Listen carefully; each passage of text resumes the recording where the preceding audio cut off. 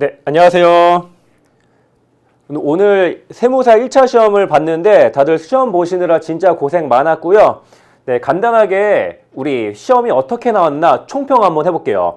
제가 제 수제자한테 한번 전화를 해봤는데 회계학은 평년 대비 비스무리하게 나온 것 같고 세법이 조금 어려웠고 그 선택 과목이랑 재정학이 거의 기출문제 복사 붙이기 수준으로 쉽게 나왔다라고 하더라고요. 그래서 분위기 보니까 회계세법에서 면가락만 안정적으로 하신 분들이라면은 무난하게 1차 시험을 붙을 수 있지 않을까 생각이 들어요. 일단 재무회계 같은 경우는 뭐 특이한 거 위주로 좀 설명드릴게요. 제가 대충 한번 살펴봤는데 중급회계상, 중급회계하, 그 다음에 고급회계, 그 다음에 문제 유형을 계산형, 서술형 이렇게 나눠볼게요.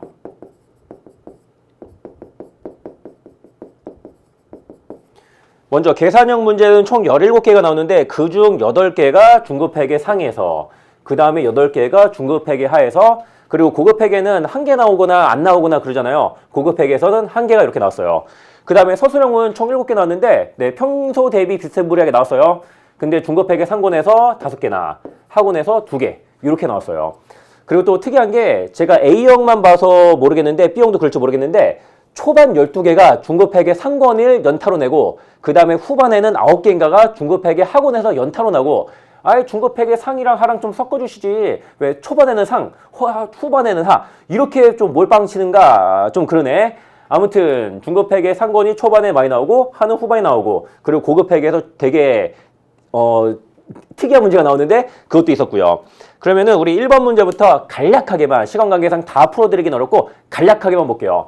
먼저 문제 1번 같은 경우는 재무정보의 질적 특성에 관해 물어본 건데 그냥 뻔한 거 나왔어요. 정답은 3번인데 자세한 설명은 생략하도록 할게요. 그냥 뻔한 거 나왔고 그 다음에 2번 봐요.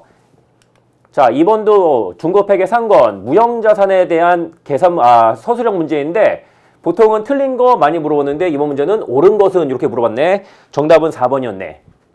그래서 이것도 다 뻔한 데서 출제가 되었다 이거고 그 다음에 3번 볼게요. 이 3번 문제가 진짜 특이했던 문제예요. 이 문제는 조금 특이하니까 설명을 좀 드려볼게요. 주세무는 2000X년 1월 1일 삼각 후 원가로 측정하는 금융부채에 해당하는 다음 같은 조건에 연속상환사채를 발행하였다. 연속상환사채 그리고 X년 말 재무상태표상 요 금융부채 장부금액이 얼마인가 물어봤네. 진짜 특이한 게 뭐냐면은 보통 연속상환사채는 첫 해 말, 두 번째 말, 세 번째 말 이렇게 균등 분할 상환하잖아요. 근데 2000X년 말에는 원금 상환 안 하고요. 2년, 3년, 4년 말에 40만 원씩 연속 상환하는 조건이다라는 거예요. 현금 흐름을 파악해 보자면은 저도 이런 문제 처음 봤거든요.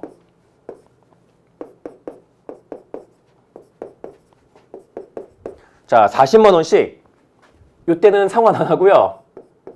40만 원, 40만 원, 40만 원 이렇게 상환하는 조건이래요. 그리고 이자는 첫 해 120만 원에 5% 6만 원. 두 번째도 똑같이 6만 원. 세 번째는 4만 원. 네 번째 해는 2만 원. 이렇게 현금 흐름이 구성되는 특이한 문제예요. 그래서 첫 해는 원금 상환을 안 한다. 요거 체크 잘 하셨어야 풀 수 있어서 문제 같네. 그 다음에 할인율은 6%. 요 푸는 방법이 두 가지 있죠. 먼저 첫 번째, 미래 현금 흐름의 현재 가치를 얼마 구해요. 이것도 한번 구해볼게요. 자, 6만 원 곱하기 0.9434, 그 다음에 46만 원 곱하기 0.89, 그 다음에 44만 원 곱하기 0.8396, 그 다음에 42만 원 곱하기 0.7921. 네, 하니까 요게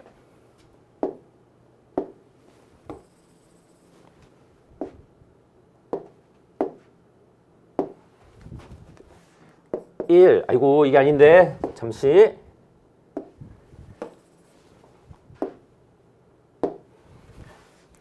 1168110 나오네. 처음에 요게 1168110이고요. 요게 1년 동안 6% 증가했다가 6만 원 빠지고 요게 1178, 197, 그 다음에 또 6% 증가했다가 얼마 빠져요? 6만 원 빠지고 40만 원 빠지고 요거 물어본 거예요. 네, 계산해 보시면은 788888 이렇게 해서 단수 차이 고려해가지고 2번 찍어주시면 돼요. 근데 이렇게 푸는 것도 나쁜 방법은 아니지만 제가 맨날 강조한 거 있잖아요. 특정 시점의 삼각형가는요. 유효이자법을 정한 다음에 숫자이기도 하지만 남아있는 현금 흐름의 현재 가치다 이런 말 많이 했잖아요. 어떻게 구하는 게 제일 빠르냐면은 나 X년 말은 이제 남아있는 현금은 요거죠. 요거의 현재 가치로 계산해도 될 거예요. 계산기 대충 이렇게 뚫려보세요. 자, 귀찮으니까 현가계수 쓰지 않을게요. 44만에 나누기 1.06 이퀄. 그 다음에 42만 나누기 1.06 나누기 1.06 이퀄 GT. 해보시면은 단수 차이 고려하면은 똑같은 금액이 나올 거예요.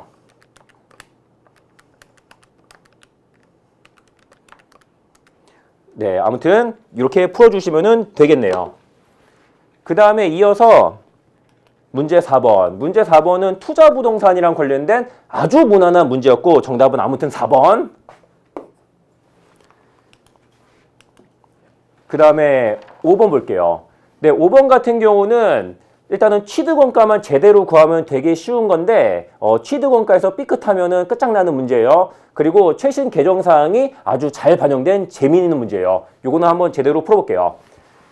2000X1년 1월 1일 기장치를 24만 원에 취득했는데 기장치가 정상적으로 작동되는지 여부를 시험한 후 즉시 사용하고 있다. 1월 1일부터 즉시 사용. 그리고 시연전비 4만 원이 발생했고요. 시제품은요. 2만 원으로 2만 원에 팔았대요. 옛날에는 시제품 판매 금액 2만 원 취득원가에서 깠거든요. 근데 지금은 그렇게 하면 된다 안 된다? 안 된다. 별도의 수익 잡아주셔야 돼요. 이거는 페이크. 따라서 이 유형자의 취득원가 얼마?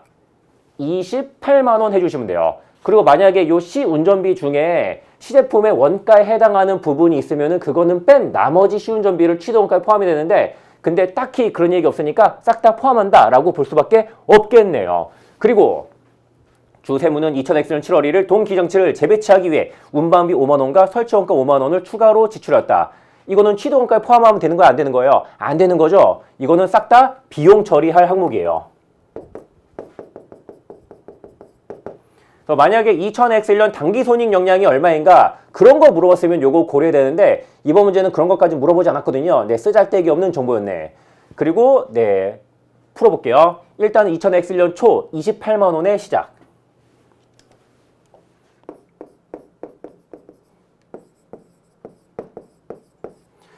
그리고 X1년 초에 취득하고 즉시 사용하기 시작했으니까 감가상각 바로 시작해 주시면 돼요. X1년 말까지 가볼게요. 자, 이 녀석은 4년에 어디 갔지? 잔존가치 없이 정해법이니까 첫 해 7만 원 감가상각 해주시고 그러면은 요게 21만. 그리고 X년 말에 요 녀석의 순공정가치는 15만 원에 사용가치는 12만 원이네. 둘 중에 큰 15만 원이 회수 가능액이잖아요. 그래서 손상차손 6만 원이 발생했다. 그 다음에 감가상각 얼마? 3년 남았으니까 5만 원.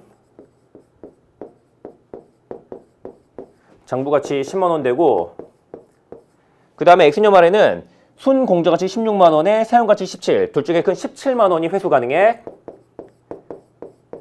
근데 손상차손 환입의 한도는 손상나지 않았다고 가중했을 경우에 장부가치 14만 원이잖아요. 그래서 4만 원 손상차손 환입이 되고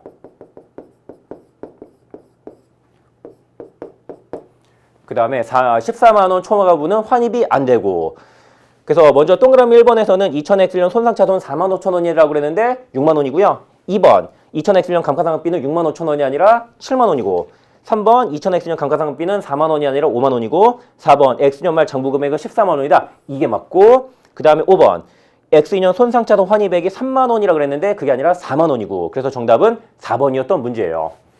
그래서 요거는 초반에 페이크만 잘 넘어가면은 그냥 예제 수준으로 쉬웠던 문제가 아니었나 하네요.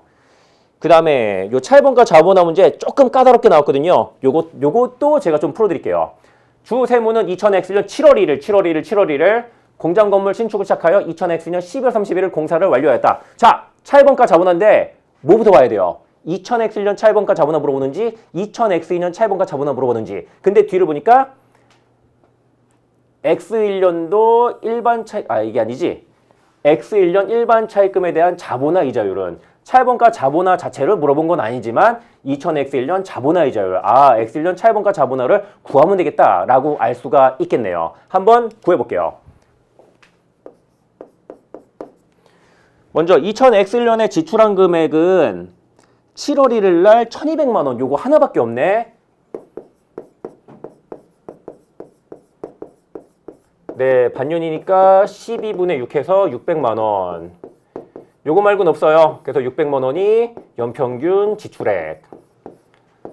이 중에서 특정 차입금으로 지출한 금액이 있을 거고 일반 차입금에서 지출한 금액이 있을 거고 먼저 특정 차입금이 얼마가 있냐면은 네, 200만 원은 2000X년 7월 1일부터 5%로 빌려왔네. 그럼 여기다 넣을 금액. 자, 200만 원에 곱하기 12분의 자본화 기간이랑 차입 기간이 겹치는 거 반년이잖아요. 12분의 6 해서 100만 원.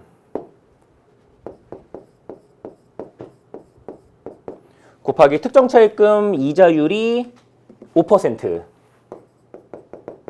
그러면은 5만 원 이렇게 되겠네. 그리고 또 이번 문제에서는 특정 차입금의 일시 투자가 있거든요. 그거 발라내는 작업을 해야겠네. 보니까 특정 차입금 100만 원을 2%로 일시 투자했는데 8월 1일부터 10월 말까지 8, 9, 10 3달이네. 100만 원을 3달 동안. 그래서 연평균 25만 원을 일시 투자했어요. 곱하기 요 녀석의 이자율이 2%였고 그래서 5,000원 차입원가 자본화해서 까주시면 돼요. 그래서 전체 600만 원 중에 75만 원을 특정 차입금으로 커버쳤으니 나머지 525만 원이 일반 차입금이다. 이번 문제에선 요거 물어봤죠. 일반 차입금 자본화 이자율이 얼마인가.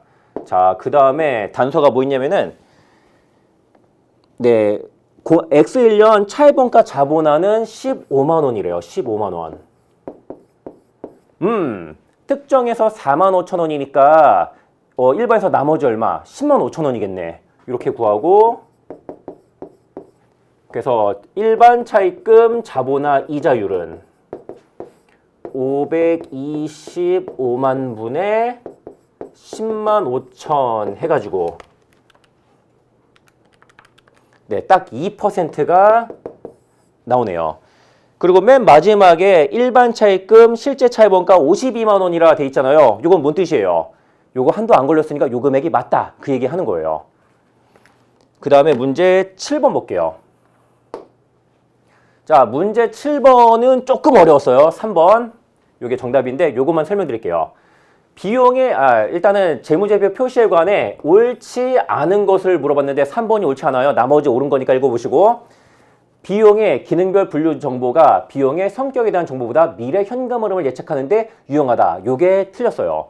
자, 보시면은 기능별 손익계산서와 그 다음에 성격별 손익계산서가 있는데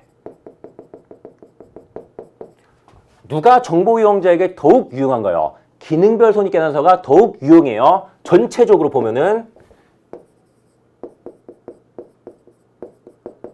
자, 더욱 유용한 이유 중에 하나가 의사결정에 필요한 매출원가가 별도로 포함되기 때문이에요. 근데 기능별 손익계산서가 모든 면에서 다 우월하다. 그거는 아니에요. 성격별 같은 경우는 급여 얼마, 그 다음에 감가상각비 얼마 등등등 이런 정보 나오잖아요. 전반적으로는 기능별 손익계산서가 더욱 유용하지만 성격별은요. 미래 현금 흐름 예측 시 얘가 더 유용하다라는 거예요. 다시 전반적으로는 기능별이 더 유용해서 기능별 손익계산서 작성 가능하면 거의 다 기능별로 작성하거든요. 근데 성격별은 미래 현금 흐름 예측만 따진다면은 얘가 조금 더 유리해요. 그래서 3번. 네, 기능이 아니라 성격별 분류가 미래 현금 흐름 예측하는 차원에서는 더욱 유용했어요. 요 문제 조금 어려웠네. 아, 조금이 아니라 많이 어려웠네. 그 다음에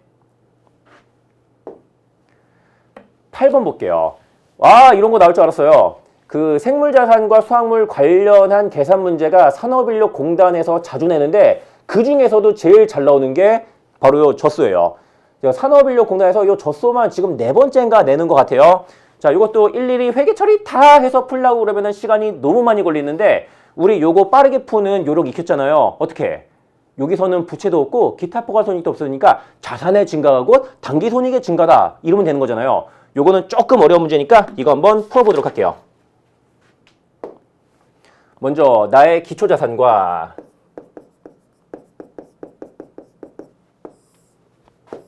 기말자산 두 개를 비교해 볼게요. 2000X년 초 주 세무낙록은 우유 생산을 위해 젖소 5마리를 순공정가치 1마리가 500만원씩인데 이거를 520만원 취득하고 목장 운영을 시작했대요. 근데 나의 처음에 있었던 자산은 젖소 5마리다 이러면 돼야 안 돼요? 안 되죠? 처음에는 현금 가지고 있었잖아요. 5마리 곱하기 520만원씩 하니까 현금 2600만원, 현금 2600만원이 처음 시작 지점이에요. 근데 사자마자 평가손실 났죠? 자, 기초자산 현금 2600만. 자, 요게 어떻게 변해요? 현금 2600만원이 젖소 5마리로 변했고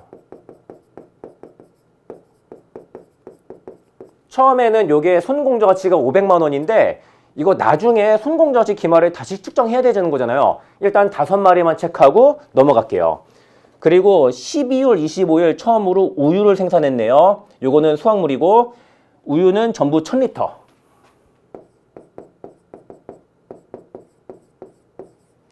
1000리터. 그 다음에 이중 500리터를 유가공 업체인 주대한에 1리터당 9,000원에 팔았대요. 아, 그럼 우유가 어떻게 돼요? 우유를 500ml 팔았으니까 500리터 팔았으니까 우유 남은 거는 이렇게 500이 되는 거고 그 다음에 현금 받죠, 현금. 우유 500리터를 리터당 9,000원에 판매했거든요, 9,000원에. 그래서 우유 팔아서 번 돈 500 곱하기 9,000 하니까 450만원. 그리고 이것 말고는 특이한 일 없고 기말까지 왔네. 기말에 실제 젖소는 5마리래요. 뭐 중간에 뭐 잡아먹거나 폐사하거나 그런 거 없네요. 그런 거 나오면 되게 복잡한데 아무튼 요 기말 요 젖소의 순 공정가치가 510만원.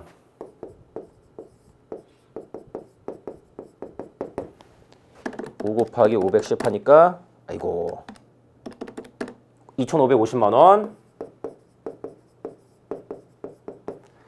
그 다음에 우유 같은 경우는 기말에 순 공정가치를 다시 측정하면 돼야 안 돼요? 안 되죠? 얘네들은 저가평가하는 거잖아요. 요 우유 같은 경우는 최초 인식한 금액이 얼마? 리터당 10,000원이네. 뭐 그래서 기말 우유의 순 공정가치는 필요 없는 자료인데 안 나왔네. 대신에 순실현가치 딱 필요한 정보가 나왔네요. 보니까 순실현가치가 리터당 11,000원이래요. 아, 순실현가치가 현재 장부보다 크니까 네, 평가 손실 없이 그대로 최초 인식한 거 10,000원이다 해주시면 돼요. 그리고 만약에 우유의 기말 순실현 가치가 한 7,000원이다 그러면은 요거 저가평가에서 7,000원씩 인식을 해야 될 거예요. 아무튼 이렇게가 나의 기말 자산 총계고요. 다 더하니까 3,500만 원이네. 부채 없고 기타 포괄 손익 없이 자산 총계가 900만 원 증가했잖아요.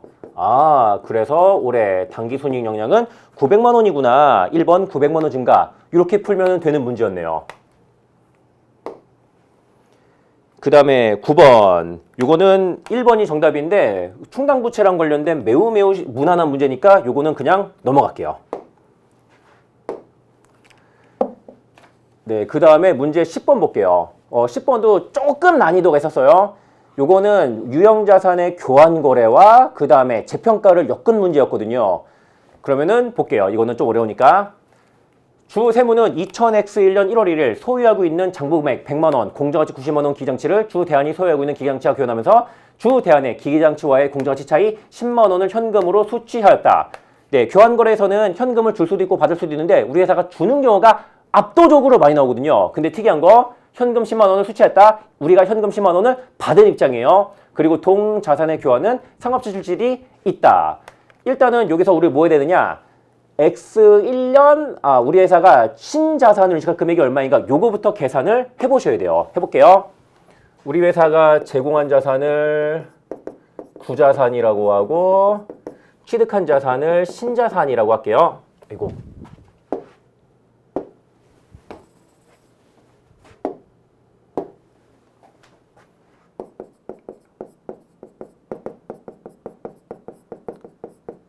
그 다음에 현금 10만 원 어디다 붙여야 돼요? 10만 원 우리가 수취했거든요. 여기다가 10만 원 붙여야 돼요. 그리고 상호적 실질이 있고 특별환급 추가로 없으니까 신자산의 취득원가는 제공한 자산의 공정가치로 해주시면 되는데 그게 90만 원이에요.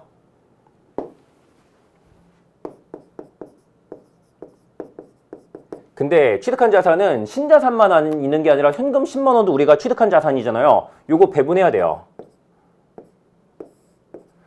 그래서 현금 10만 원의 취득원가로 배분될 금액은 10만 원. 그 다음에 신자산으로 배분될 금액은 80만 원. 이렇게 계산해 주시면 돼요. 자, 그 다음에 2000X년 초 신자산 80만 원. 이렇게 시작을 해 주시면 되겠네요.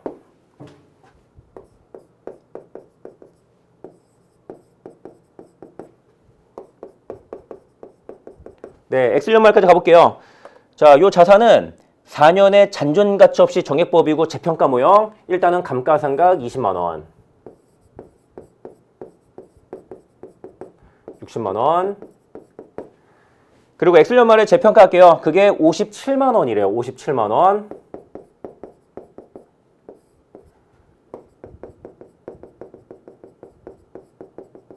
단기 손실로 재평가 손실 3만 원. 자, 이번 문제에서는 2000X2년 단기손익 역량 물어봤거든요. 근데 요거 가지고 2000X1년 단기손익 역량 물어봤으면 더 재미났을 것 같아요. 자, X1년 단기손익 역량 안 물어봤지만 요거 재밌는 거니까 한번 구해볼게요. 첫째 뭐 있어요? 감가상각비 20만 원.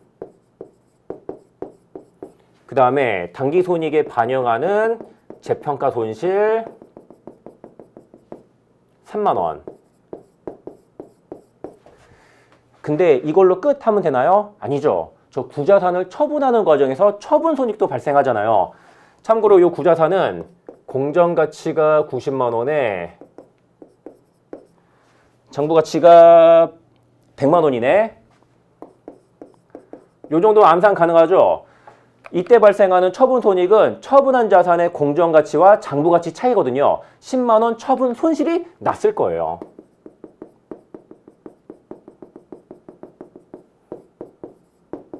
그래서 2000X년 단기손익 역량은 마이너스 33만 원.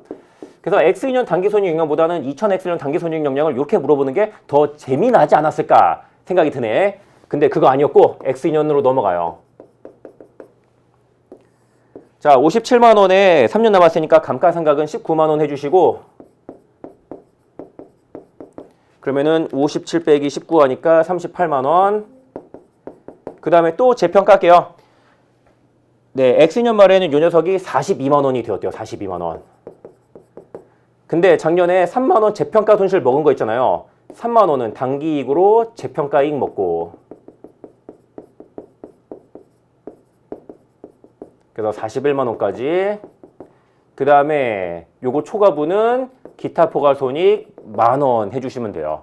그래서 X2년 단기손익 역량은 감가상각비 19만 원에 단기 이익으로 반영하는 재평가 이익 3만 원. 두 개 합친 16만 원 감소. 자, 이렇게 풀면 되는 거예요. 기본기가 튼실한 사람은 어렵지 않게 풀 수 있었을 거고 기본기가 부족한 사람은 요거 조금 어렵게 느껴질 수도 있지 않았을까 생각이 드네요. 그 다음에 문제 11번. 요 문제 11번은 회계사 기출문제에서 요거랑 거의 비스무리한 거 있었거든요. 굉장히까지는 아니고 상당히 어려웠던 문제인데 요거 한번 풀어볼게요. 보시면은 3년짜리 사채인데 X3년 말까지 X년 4월 1일 날 3달 동안 묵혔다가 발행하고 사채 발행비 1,000원을 지출했대요. 만약에 이게 삼각후 원가로 측정하는 거였으면은 사채 발행비 1,000원 어떻게 해요? 사채 발행비 1,000원은 삼각후 원가로 측정한다면은 발행가에서 차감하면 되는 거잖아요. 근데 이번 문제에서는 이 부채를요, 당기손익 공정가치 측정 금융부채로 분류한대요. 그러면 사채 발행비 1,000원 이거 어떻게 하면 되는 거예요? 얘는 즉시 비용 처리해 주시면 돼요. 그래서 물어보는 게 2000X년 4월 1일 요 FVPL 금융부채 장부 금액이 얼마인가 물어보네요. 요거는 되게 어려운 문제니까 한번 풀어볼게요. 일단 요 채권의 현금 흐름을 보자면은 3년이고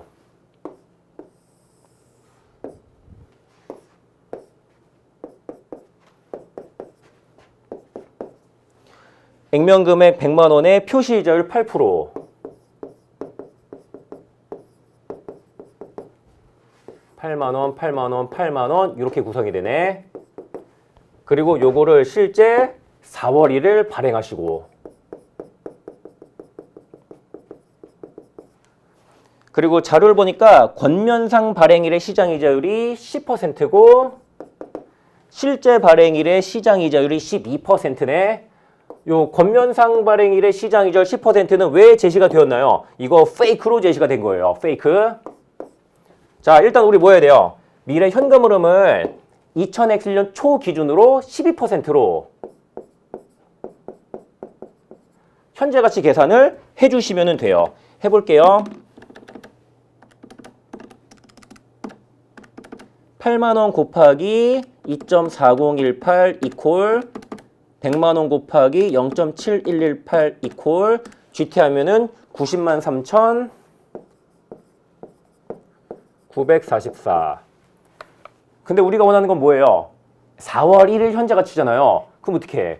1년에 12%니까 한 달에 1%겠네? 세 달이니까 3% 풀고 여기다 곱하기 1.03 해주시면은 미래 현금 흐름에 4월 1일 기준 현재 가치가 나와요. 그래서 93만 1,062원. 아무튼 요거 발행하면서 현금 93만 1,062원을 받는다 이거예요. 그럼 X1년 4월 1일 회계 처리 참고로 보여드릴게요. 현금 93만 1,062원. 근데 요 93만 1,062원이 순수한 금융부채 발행가액인가요? 아니라 요 안에는 미지급이자가 포함되어 있잖아요. 얼마?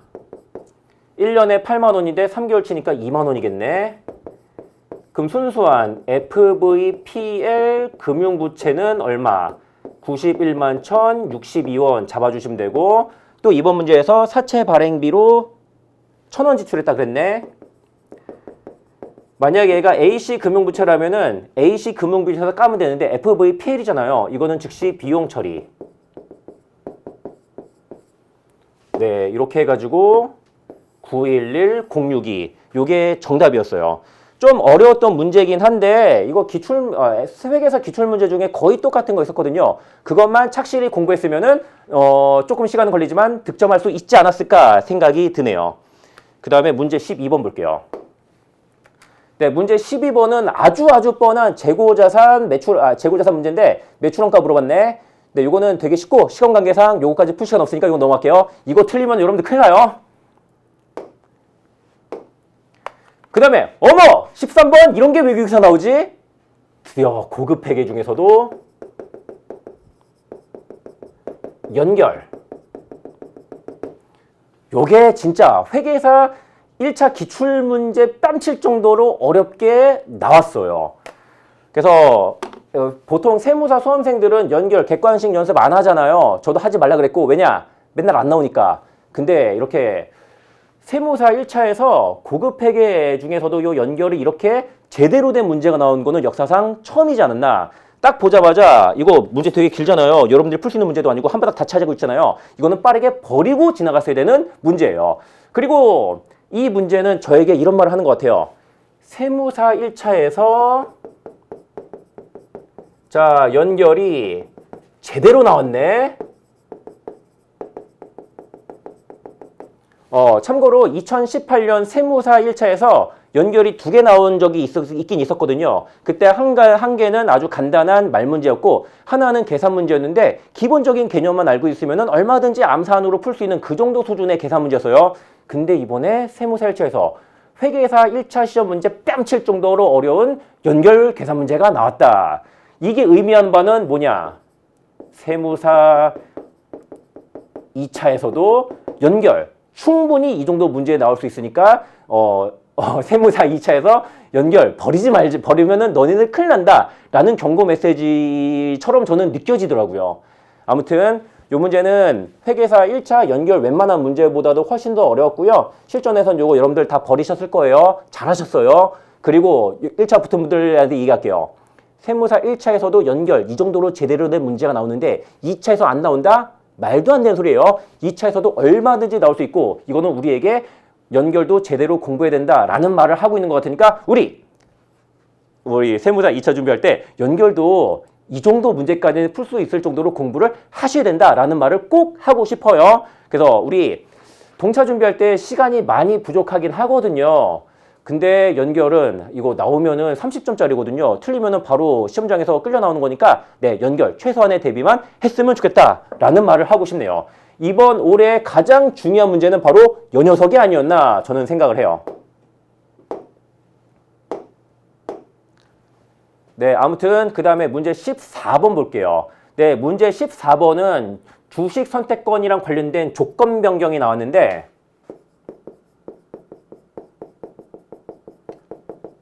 조건 변경 중에 제일 대표적인 게 행사 가격 조정하는 거죠. 이거는 둘로 나눌 수 있잖아요. 종업원에게 유리한 경우, 종업원에게 불리한 경우. 그래서 종업원에게 유리한 경우라면은 추가 주식 기준 보상을 부여한 것으로 봐라. 이렇게 돼 있고 불리한 경우는 이거는 없는 것으로 봐라. 그냥 쌩까시면 되는 거예요. 아주 최근에 우리의 형제 시험에서 요 녀석을 출제해서 세무사 시험에서도 요거 똑같이 거의 내지 않을까 예상했는데 예상에서 조금 벗어나게 네, 요게 나왔네요. 그래서 문제 푸는데 어렵진 않은데 이게 시간이 많이 걸리거든요. 네, 요것도 빠르게 풀어볼게요. 저 모르시는 분들 많은 것 같으니까. 먼저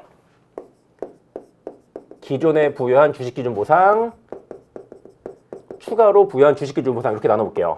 자, 2년치 물어봤으니까 X 2년 말까지만. 먼저 인원수가 문제에서 첫 해는 총 80% 퇴사가 예상된대요. 20% 퇴사가 예상된대요. 예상되는 가득 인원은 300명 곱하기 80%에서 240명. 그 다음에 두 번째 말은 총 예상되는 퇴사 인원을 10%로 바꿨대요. 그러니까 가득 예상 인원은 90%다라고 대놓고 얘기했네. 270명. 그 다음에 곱하기 인당 10개. 그 다음에 곱하기 공정가치는 최초로 측정한 게 200원씩.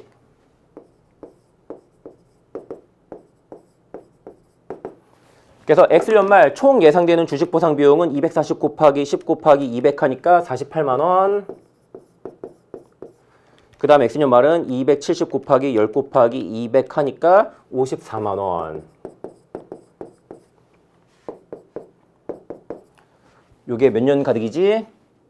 네, 4년 가득이네. 1년에 4분의 1씩 가득. 누적 비용, 단기 비용 이렇게 할게요. 자, X연말은 48만원에 4분의 1, 12만원이 누적 비용이고 단기 비용 12만원이고 X년은 54만원에 4분의 2, 27만원이 누적 비용이고 그 다음에 15만원이 단기 추가 비용이겠네. 이렇게 해서 기존 거는 기존 거대로 해주시면 되고 자, 추가 볼게요. 요거는 X 2년 초에 부여해서 X 4년 말에 가득이 되는 3년짜리 주식기준 보상이다라고 보시면 돼요. 그래서 X년 말 얘는 인원수 요거 그대로 가져오시면 되죠. 270명에 곱하기 10개. 요 추가로 부여한 옵션은 얼마라고 봐야 돼요.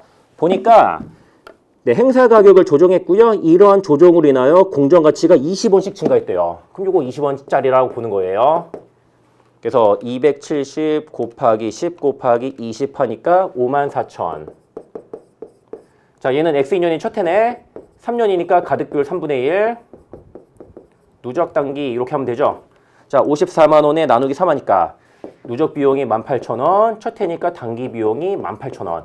자, 문제에서는 2000X2년 주식 보상 비용 물어봤거든요. 요거랑 요거 합친 168,000원 이렇게 구하면 되는 문제였네요. 그 다음에 문제 15번 같은 경우는 맨날 나오는 뻔하디 뻔한 자본 총계, 기초 플러스 증가는 감소 플러스 기말이다. 그거 푸는 문제였거든요. 이거는 쉬우니까 시간관계상 생략. 그 다음에 16번. 16번 이거는 수익인식과 관련된 굉장히 까다로운 문제가 나오는데 요거 회계 처리만 잽싸게 하고 지나가도록 할게요. 네, 제품 A와 B를 인도하기로 했는데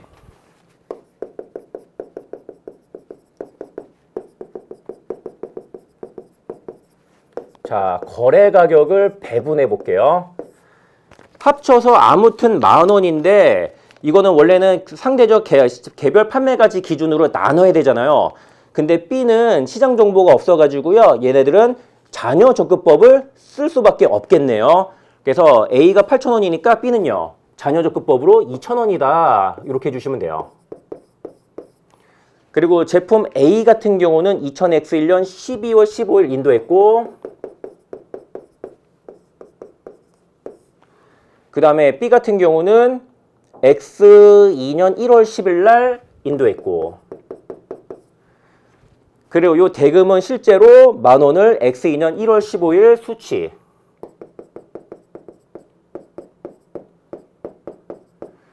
그리고 여기서 변수가 뭐냐면은 제품 B까지 인도를 완료하여야 돈 받을 권리가 생기는 거다. 그래서 제품 B를 인도하기 전에는 채권 인식 못하고 계약자산 잡아야 된다 이거예요. 그럼 X1년 12월 1일부터 회계 처리 보여드릴게요. 요날 계약 체결을 하긴 했는데 돈 받은 것도 없고 수행 의무 이행한 것도 없잖아요. 이날 회계 처리할 거는 없어요. 그 다음에 X1년 12월 15일 요때 8,000원짜리 물건을 인도했네. 그러면은 계약자산 8,000원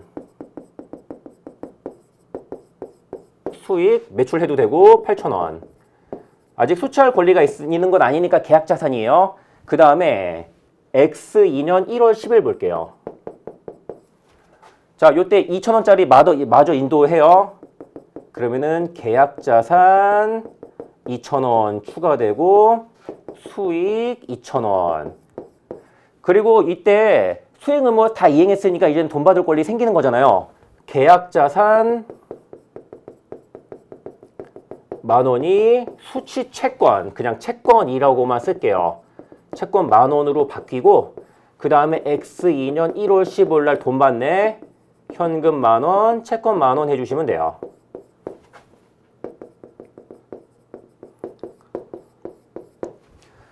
그래서 옳지 않은 것은 물어봤거든요.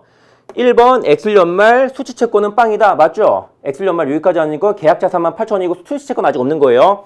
그 다음에 X연말 계약자산은 8,000원이다. 아니라 얼마? 잠깐만요. 다시 동그라미 1번 수취채권은 빵이다. 맞죠? 계약자산만 있으니까. 2번 X연말 재무상태 표시할 계약자산은 8,000원이다. 맞죠? 요거. 그 다음에 3번 X년 수익은 8,000원이다. 맞고 4번 X년 말 계약 부채 없다. 없죠. 그 다음에 5번 주 세무의 2000X년 1월 10일 회계 처리로 인하여 계약자산은 2,000원 증가한다. 아니에요. 1월 10일 회계 처리 두 개 합쳐봐요. 수익 2,000 두 개 합치면은 채권 10,000원 계약자산 8,000 합치면 이렇게 되는 거거든요. 2,000원 증가했다가 10,000원이 채권을 바뀌었으니까 그래서 계약자산은 2,000원이 증가한다가 아니라 8,000원이 감소한다 라고 해야지 맞는 거였어요. 그 다음에 17번 리스랑 관련된 무난한 말문제였으니까 그냥 넘어가요. 정답은 1번이었고 그 다음에 18번 주당이익 문제인데 이것도 기본서 예제 수준의 문제였거든요. 쉬우니까 넘어가요. 그 다음에 19번 요거는 금융자산이랑 관련된 건데 제가 금융자산 말문제는 어떻게 하라 그랬어요? 그냥 버리라 그랬잖아요. 자, 버리세요. 그리고 넘어가요. 그 다음에 문제 20번. 신주 인수권부 사채랑 관련된 문제인데, 자, 요거 처음부터 끝까지 다 일일이 분석하다 보면 시간이 너무 많이 걸리는 문제거든요. 근데 여기서 물어본 게 뭐냐면은 X인년 초 상기 신주 인수권 행사로 인한 주 세무의 자본 총계 증가액은 물어봤네. 자, 회계 처리 행사할 때 대충 이렇게 될 거잖아요.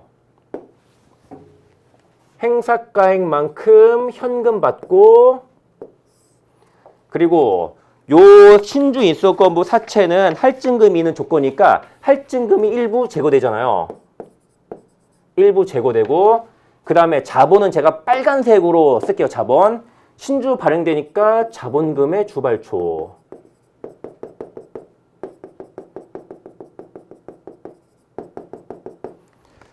그리고 요 문제에서 신주 인수권 대가는 주발초로 대체한다 라는 말은 없네. 근데 한다라고 칠게요. 그냥.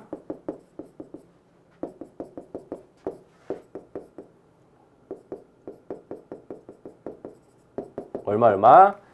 근데 얘는 자본에서 자본으로 대체하는 거니까 자본 총계에 미친 영향은 네, 대체 하나 안 하나 똑같아요. 근데 이런 거 일일이 싹 다 구한 다음에 더해야 되는데 그럴 필요가 있나? 없죠. 왜? 저 빨간 거의 합계는 이 까만 거의 합계랑 똑같으니까 요 까만 것만 계산해 주시면 돼요. 보시면 현금 얼마 받아요? 현금. 60주가 발행되었는데 행사 가격이 한 주당 1,000원이네. 그래서 사채 액면 1,000원당 신주 한 주를 1,000원에 인수할 수 있는 조건이잖아요. 1,000원씩 60주니까 요거 6만 원. 그 다음에 요거 계산해 볼게요. 보니까 상환할증금이 액면 금액의 5%, 10만 원에 5%, 5,000원이 붙네. 근데 이 중에서 60%가 행사되었으니까 할증금 3,000원이 없어지는 거예요. 근데 이거 현재가치 평가되잖아요. 만기까지 2년 남은 상태네. 할인율은 6%고 나누기 1.06 제곱. 네, 요거 계산해 보면 3,000 나누기 1.06 나누기 1.06 하니까 네, 2,670원. 그래서 요 빨간 거 합계는 안 봐도 얼마? 62,670원이거든요. 이렇게 해서 풀면은 네, 시간 내로 충분히 풀 수 있었던 문제가 아닌가요? 이런 거 일일이 다 구하려면은 시간이 진짜 많이 걸릴 만한 문제였고. 그 다음에 문제 21번 볼게요. 사채랑 관련된 오류인데 전기 이전에 발생한 오류를 발견한 것이 아니라 올해 발생한 오류를 바로 발견한 거예요. 그럼 요거 볼게요. 자, 사채 발행일에 사채 발행비 9,500원이 발생했는데 이를 사채 발행 금액에서 차감하지 않고 당기 비용으로 처리했대요. 사채 발행가에서 깠어야 되는데 당기 비용으로 잘못 처리했네. 그래서 사채 발행비 차감전 27만 4천원이고요. 10% 유효자를 적용했대요. 그럼 사채랑 관련된 회계 처리를 그림으로 이렇게 그려볼게요. 자, 먼저 수정전.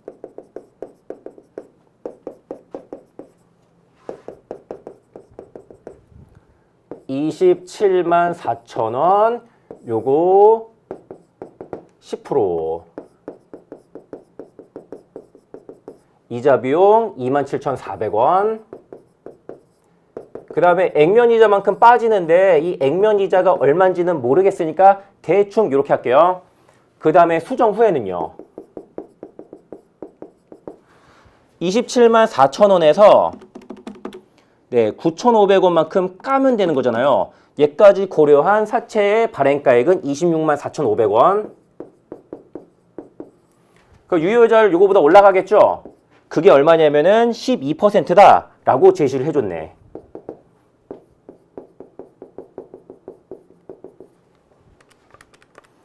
네, 31,740원. 그 다음에 액면이자만큼 빠지면은 요게 얼마가 되는지는 모르겠네. 그러면은 요거 수정 분개해 볼게요. 요 금액이 얼마인지 알 수 없어요. 대신에 사채가 조금 줄어들긴 하겠네. 얼마인지 모르니까 대충 이렇게. 사채 얼마. 그 다음에 손익들 한번 볼게요. 보시면은 이자 비용이 수정 전 요건데 수정 후 31,740원이잖아요. 이자 비용을 네, 4,340원 늘리셔야 돼요.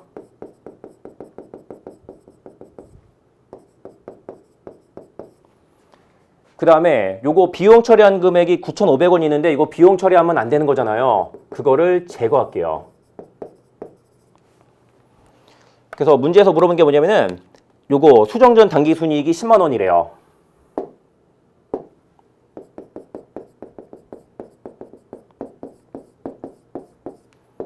그럼 수정 후 올바른 당기순이익은 얼마인가?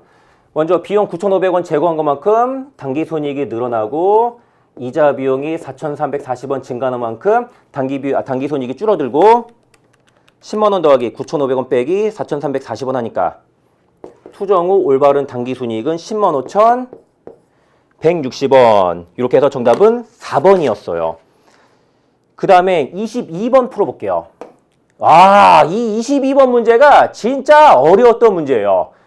보시면은 간접법으로 영업활동 현금 흐름을 구해야 되는데 영창을 물어본 게 아니라 영순 물어봤어요.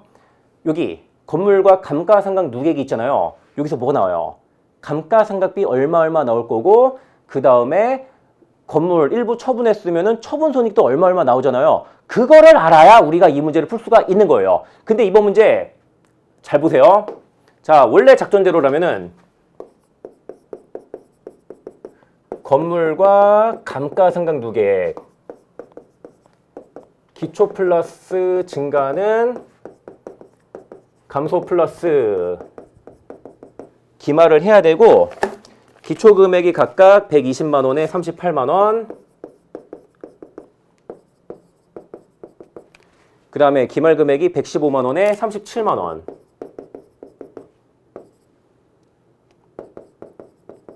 먼저 취득원가는 취득한 것만큼 증가하고 그 다음에 감소는 처분하면 감소하고 그 다음에 감가상각비만큼 감가상각 누계액이 증가했다가 처분할 때 이 처분한 자산에 딸려있는 감가상각 누계액이 같이 없어져요.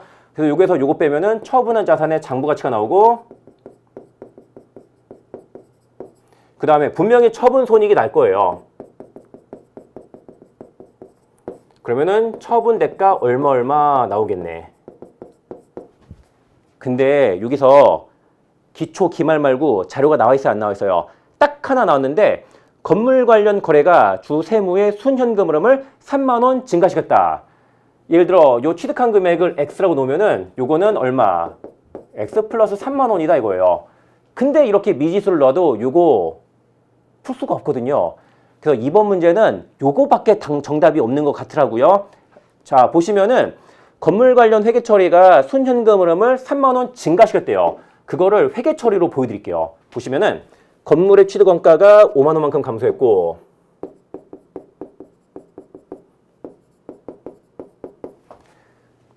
그 다음에 감가상각 누계액이 1만 원 감소했고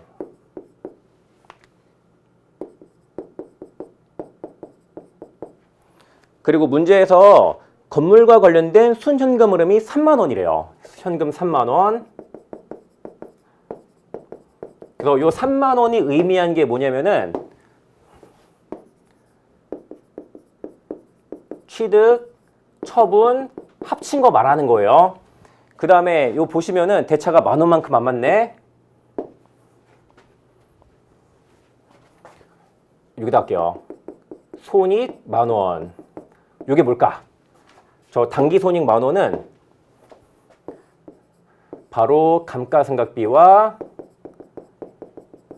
처분 손익이 합쳐서 당기 손익의 마이너스 1만 원이다 이 얘기를 하는 거예요.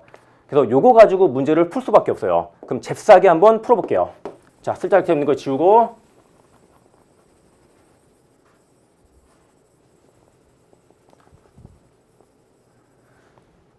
자, 저는 당기 순이익에서 시작할게요. 네, 당기 순이익은 세전이익이 10만 원인데 법인세 비용이 12만 원이니까 88만 원이고 그 다음에 제거할 거 법인세 비용 12만 원 그 다음에 이자 비용 3만 원도 제거해야 되고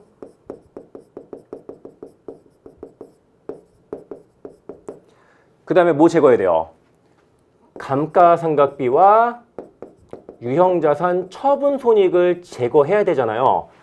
근데 이거 두 개가 각각이 얼마인지는 알 수가 없고요. 합계 금액만 우리가 아는 거거든요.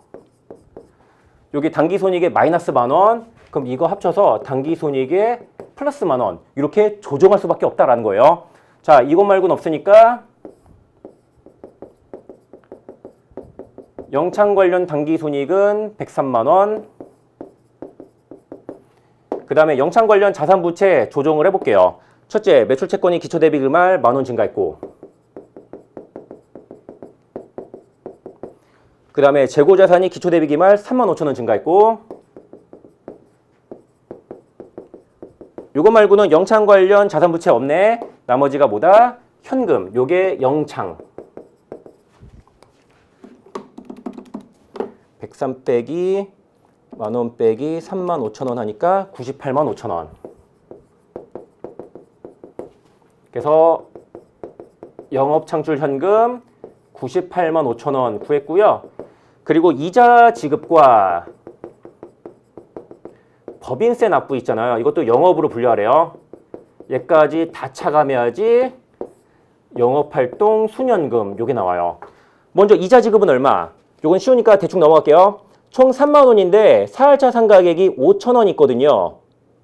네, 보시면은 4할차가 기초대비 기말 5,000원 감소했죠. 근데 사채 발행과 상관이 없으니까 요 5,000원이 싹 다 4할차 상가액이거든요. 그래서 이자 비용 관련 회계 처리를 굳이 보여드리자면은 이자 비용이 3만 원이지. 4할차 상가액 5,000원. 그 다음에 이자 지급과 관련한 현금 유출액이 25,000원이다. 요거예요. 그 다음에 법인세 납부 금액은 법인세 비용이랑 똑같은 12만 원이네. 미지급 법인세라든가 이연 법인세라든가 그딴 거 없는 모양이에요. 네, 이렇게 해서 네, 85만 원 나오네. 잠깐만요. 뭔가 틀렸는데. 88. 아, 이게 104만 원이구나. 잠시. 덧셈이 하나 틀렸네. 아이고. 이거 사니까 요게 99.5, 85. 이렇게 풀면은 되는 문제였네요.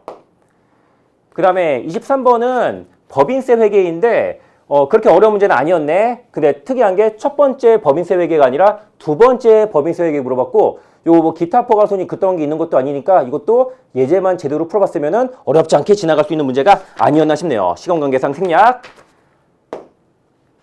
그 다음에 24번. 요것도 그냥 교과서 예제에 있는 확정급여 채무와 사회적립자산의 증감 분석 문제거든요. 그리고 뻔한 거 기타 포괄손익 역량 물어봤고, 자 이것도 예제랑 거의 똑같은 거니까 자 시간 관계상 생략하도록 할게요. 그리고 또 특이한 게 아까 얘기 안 했는데 그동안 재무 25, 원가 15 이렇게 나왔는데 작년이랑 올해 재무 24, 원가 16 이렇게 나왔거든요. 앞으로도 그렇게 출제가 되지 않을까 개인적으로 그렇게 예상을 해요. 자, 저는 여기까지 전반적인 강평 마치도록 하고요. 이어서 원가회계 선생님을 모셔오도록 할게요. 전 여기서 인사드릴게요. 감사합니다.